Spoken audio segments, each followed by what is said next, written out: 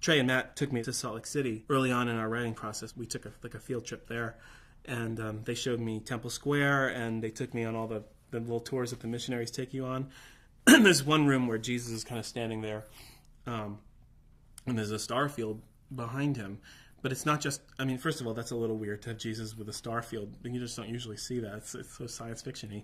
But not only that, there were like these huge, big old planets like Tatooine and Hoth and Dagobah. Like you just saw all these. It was a super Star Warsy thing. And then not only that, like that when you'd wait there, and then the missionary would come in, the lights would dim a little bit, and she'd press this very, very clearly visible button, and Jesus would start talking. He said, "I am Jesus." So that's where that part came from.